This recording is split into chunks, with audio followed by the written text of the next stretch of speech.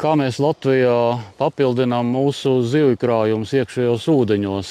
Par šo tēmu šodien gribējām uzrunāt Valsts institūta BIOR zivju audzētavas Tome direktoru Ivaru Putviķi. Viņam vārds, lai viņš mums pastāsts par to, kā tas notiek un cik tālu mēs esam ar zivju krājumu papildināšanu šobrīd.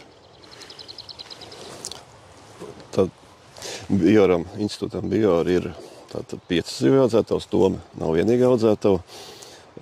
Audzētavas ir uz visu lielo upju basēniem, tad Kuldīgā Pelča zivju audzētava, kas ataudzē mazuļus Ventas upes basēnām.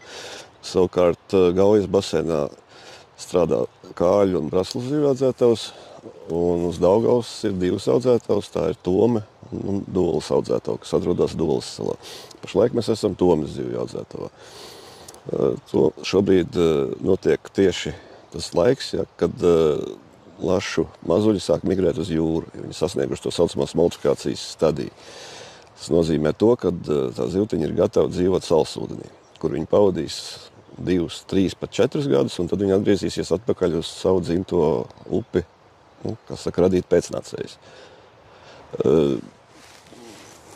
Ir tā, ka Daugava kādreiz bija lielākā lašupe, faktiski Latvijā. Pat ne Latvijā, pat Baltijā. Labākās nārstvietas bija augšpus Daugavpils un arī upēs, kas ietek Daugavā. Tomēr sakarā ar to, kad pirmo elektrostaciju uzbūvēja Ķegumā, un tai bija zivceļš, tad vēl laši migrēja augšā uz nārstvietām savām.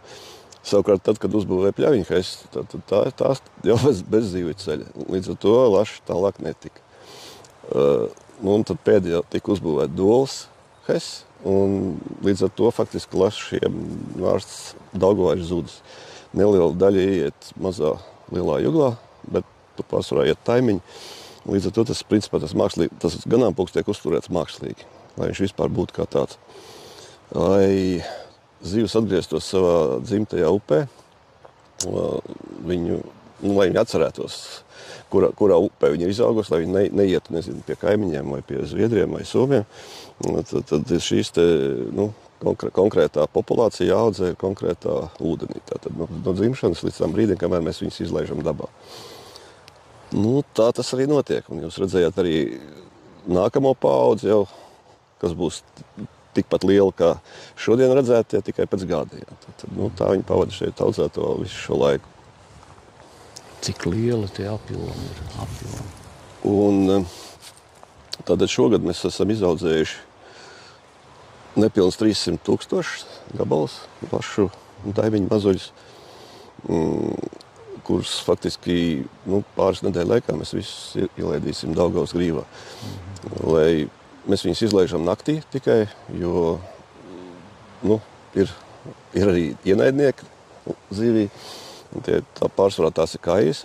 Mēs, šos te mazulīšus tagad aizvedam, mēs viņus ielaižam zvejnieku murdos, tad noguldu tos murdus apmēram 2-4 metru dziļumā uz grunts, lai viņi pieroda pie dziļuma, un tad tikai pēc diennakts zvejnieks viņus velk nakts, tieši pašā nakts tumsā un laiž jūrā.